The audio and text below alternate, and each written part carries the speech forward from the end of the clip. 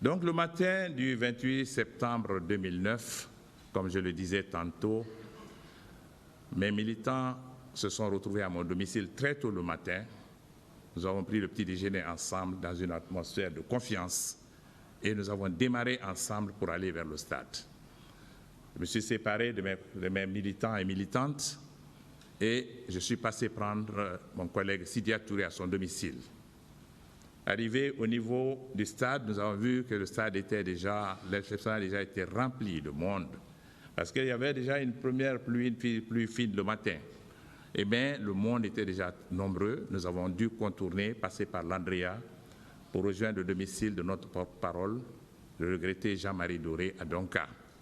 Nous étions les derniers arrivés, tous les autres collègues étaient présents. Et lorsque nous sommes arrivés, on nous avait informé qu'il y avait eu des problèmes au stade. Et Jean-Marie nous a informé qu'il attendait une délégation des religieux, mais compte tenu déjà de l'atmosphère vers sur l'esplanade, nous avons estimé qu'il fallait qu'on rejoigne nos compagnons.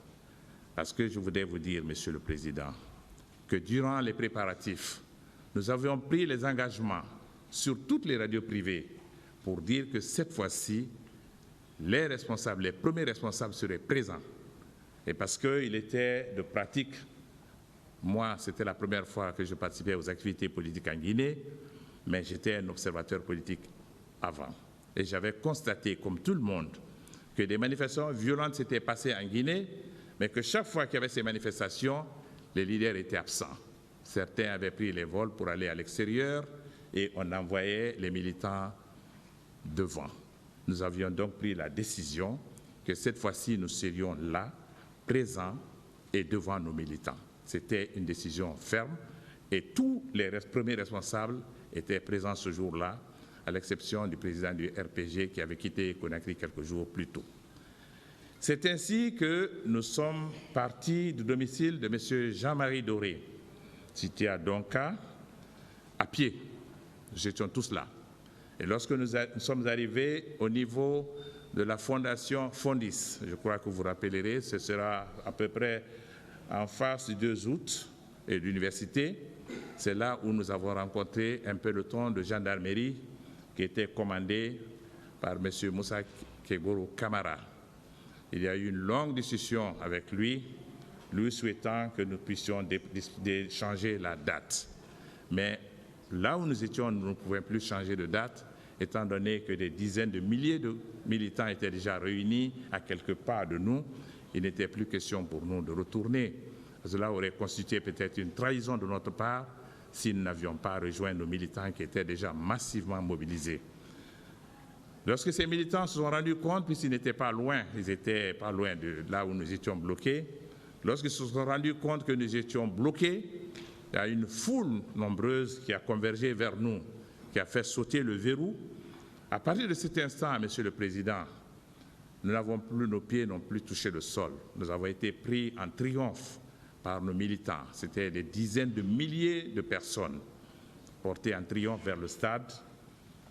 Nous ne savons pas comment les portes du stade avaient été ouvertes, mais ce qui est sûr, nous sommes rentrés à l'intérieur du stade, portés en triomphe par cette masse, jusqu'à l'intérieur du stade. Nous sommes montés, nous sommes installés à la tribune. Tous les leaders étaient présents. Et l'atmosphère était une atmosphère des grands jours. Nos militants avaient pris d'assaut et les tribunes et les gradins. Je remarque, quand je me rappelle encore, ces jeunes en train d'entonner l'hymne national et d'autres qui s'étaient alignés sur la pelouse pour prier, faire 2 rakats de prière, pour remercier Dieu de nous avoir donné l'occasion d'être là et remercier Dieu également qu'il puisse bénir notre pays pour l'avènement de la démocratie en Guinée. C'était un grand moment, Monsieur le Président. J'étais là et je regardais ce spectacle avec beaucoup d'encouragement pour l'avenir de notre pays. À un certain moment, nous avons vu notre porte-parole faire son entrée par le portail de l'entrée des footballeurs. De là où nous étions, moi j'étais sur la première ligne et il y avait Sidia à ma droite, Selou Dalin, Bouakar Silla et ainsi de suite. Mais nous, notre position sur l'aile gauche était une position stratégique qui nous permettait de voir directement le portail d'entrée. Nous avons vu notre collègue Jean-Marie faire son entrée, ovationné par les jeunes. Et à son habitude, il était en costume cravate. Et les jeunes l'ont ovationné et nous étions contents que notre porte-parole ait décidé finalement de se joindre à nous. Aussitôt, nous avons entendu des crépitements d'armes à l'extérieur, suivis d'une grande nuée de gaz lacrymogène qui a envahi tout le stade. Le stade a été inondé de gaz lacrymogène. Nous étions à la tribune, mais de là où nous étions, on n'arrivait plus à respirer. C'était ma première expérience avec l'odeur ocre et sulfureuse du gaz lacrymogène. Les jeunes ont formé un cordon pour nous apporter, ils avaient des feuilles pour nous protéger justement contre l'effet du gaz lacrymogène. Je crois qu'ils en avaient l'habitude. Et donc, c'est en ce moment que la panique a gagné tout le stade. Les jeunes couraient partout. Les gens cherchaient, il y a eu un moment de panique. Ces tirs à l'extérieur ont précédé l'entrée des soldats à l'intérieur du stade. Et ensuite, les militaires ont fait leur entrée. Et quand ils ont fait leur entrée, de là où j'étais, j'ai reconnu le commandant Aboubacar Sidiki Diakité parmi eux. Il était facilement reconnaissable. Je n'avais pas de relation personnelle avec lui, je ne l'avais jamais approché, mais tous les Guinéens le connaissaient parce qu'on le voyait toujours avec son regard sévère derrière le président du CNDD. Je l'ai reconnu, les militaires sont rentrés, les militaires ont commencé à tirer sur la foule qui était en débandade. Vous ne pouvez pas vous imaginer, Monsieur le Président, une foule dans un endroit fermé, un enclos fermé, les portails tenus par les militaires, avec les murs hauts, des femmes, puisqu'il y avait beaucoup de femmes ce jour-là, tous les militants, toutes les militantes des différents partis, tous les partis de Guinée étaient dans ce stade. La panique a gagné le monde. Les gens couraient partout, ils escaladaient les murs, ils tombaient. Et j'ai vu des jeunes tomber sur la pelouse quand les militaires tiraient sur eux. Sidia m'a demandé, il m'a dit, mais écoute, tu as vu, ils sont en train de tuer les jeunes. J'ai dit oui, effectivement, ils sont en train de tuer les jeunes. Je n'avais jamais imaginé que cela pouvait se produire dans mon pays. C'est en ce moment que nous avons vu le commandant Toumba monter les escaliers vers nous. Il est monté, arrivé à notre niveau. Il a dit, où sont les leaders? Nous étions déjà debout. Il y avait Joe Sidibé, le premier, moi-même, suivi de Sidia, Cellou Dalein, Ouakar Silla, et ainsi de suite. Et dès que nous sommes levés, les militaires qui étaient derrière lui, que je reconnais comme étant le groupe de Marcel, je vous en parlerai tout au long de mon exposé. Ce groupe-là s'est emparé de nous. Nous avons reçu les premiers coups. Sidia a reçu un violent coup de gourdin ou de crosse de fusil sur sa tête. Le sang a jailli. Ensuite, j'ai reçu un violent coup. Je suis tombé sur les gradins, sur le coude droit, qui s'est déchiré. Le sang, la douleur, je l'ai ressenti vivement. C'est ainsi que nous sommes descendus, tous les leaders qui étaient à la tribune, d'autres sont partis de la partie droite. Nous, on est descendus sur l'escalier de la partie gauche, toujours poursuivis par ces assaillants, jusque sur la pelouse. Arrivé sur la pelouse, j'ai vu notre collègue Cellou Dalein entre leurs mains. Il y avait au moins 5, 6 ou 7 militaires, ils étaient nombreux, tentant de l'étrangler littéralement, le rouant de coups. Je l'ai vu entre leurs mains. Et pendant que nous étions arrêtés, j'ai vu Marcel asséner un violent coup sur la tête de Sidia Touré. Et puis, ce sera mon tour. Un violent coup de matraque sur ma tête, je suis tombé, Monsieur le Président. Je me suis relevé tout de suite. J'avais senti un grand coup. Je me suis accroché à la ceinture de mon jeune et infortuné collègue du jour, Mokhtar Diallo. Je me suis accroché à sa ceinture. Mais comme mon aide de camp, mon garde-corps, un civil qui était avec moi et qui était habillé comme les autres policiers, il portait un t-shirt noir, ayant vu ce coup violent sur ma tête, à partir de cet instant, celui-ci m'a couvert de son corps. Et moi, accroché à Mokhtar, Sidia devant, Mokhtar était déjà blessé à la tête, Sidia blessé à la tête, moi au coude. C'est en ce moment que Toumba nous a dit, il a essayé de dégager les militaires.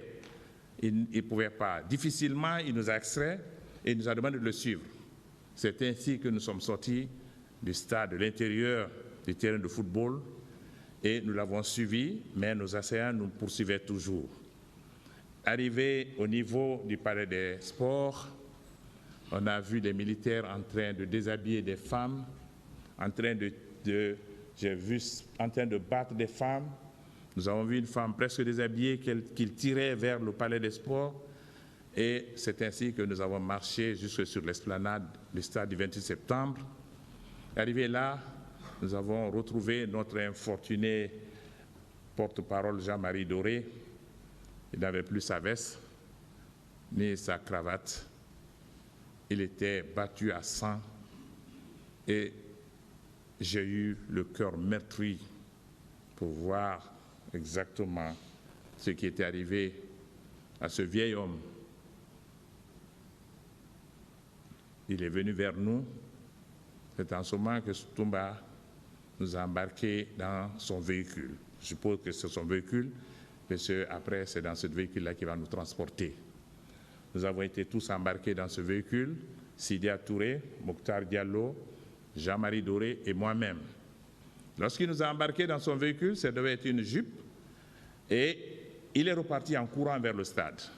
Il nous a laissés dans le véhicule qui était garé juste en bordure de la route. Et chaque fois que je passe en cet endroit, même ce matin, je dis toujours à mon chauffeur, c'est ici que Toumba nous a embarqués. Il est parti à l'intérieur du stade en courant. Pendant ce temps, Marcel et ses soldats tournaient autour du véhicule. Ils proféraient des menaces. Et à ce moment, il a donné un violent coup de matraque dans le visage de Sidia Touré. J'ai ressenti ce coup parce qu'il était violent. C'était dans plein visage. Sidia lui a dit, mais qu'est-ce que moi je t'ai fait? Et Marcel a répondu, vous n'allez jamais gouverner ce pays, on va vous tuer tous. Et il menaçait. Nous étions pris de frayeur parce qu'on n'avait personne pour nous protéger.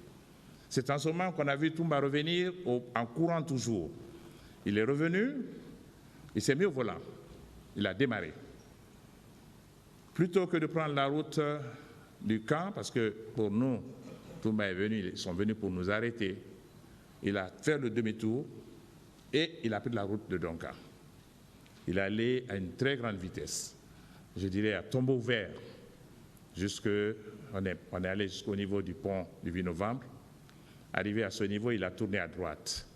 J'ai pensé à cet instant-là qu'il nous amenait au quartier général du CMS, la police, et il est allé finalement, il a garé devant la clinique Ambroise Paré. Devant la clinique Ambroise Paré, nous sommes descendus. Et lorsque nous sommes descendus, on a vu les médecins et les infirmières qui sont sortis pour nous accueillir. Et c'est en ce moment encore qu'on a vu Marcel surgir. Le commandant Thieboro était présent sur les lieux. Alors il y a eu une altercation entre Marcel et Toumba. C'est là où nous avons su que celui qui nous battait à l'intérieur du stade s'appelait Marcel, parce que Toumba l'appelait par son nom. Ils ont eu une longue discussion. Après, Toumba l'a tiré vers un côté. Il parlait tout à Marcel, mais non, on va faire ça. Il dit non, il faut. Marcel tenait à ce qu'on nous amène au cas Al-Faya et Toumba tenait à ce qu'on nous soigne à la clinique. Ils sont allés de l'autre côté de la route. Toumba n'a pas réussi à le contenir. Il est venu vers nous. Le commandant Thieboro a essayé timidement aussi d'intervenir auprès de Marcel. Ça n'a pas marché. Et c'est ensuite que Marcel a sorti une grenade pour dire que si on nous recevait dans ce dispositif hospitalier, il allait faire exploser la clinique. Les infirmières et les médecins qui étaient là ont tous fui, sont rentrés tout de suite en courant dans la clinique. Nous-mêmes, nous étions pris de frayeur. Toumba ayant compris qu'il n'avait pas la possibilité de nous faire admettre dans cette clinique, Toumba nous a réembarqués dans son véhicule et toujours à la même allure, je dis vraiment à une grande allure, c'est pour ça que j'ai utilisé le terme à tombeau ouvert. On est revenu jusqu'au pont du 8 novembre et cette fois-ci, il a pris la direction de la ville.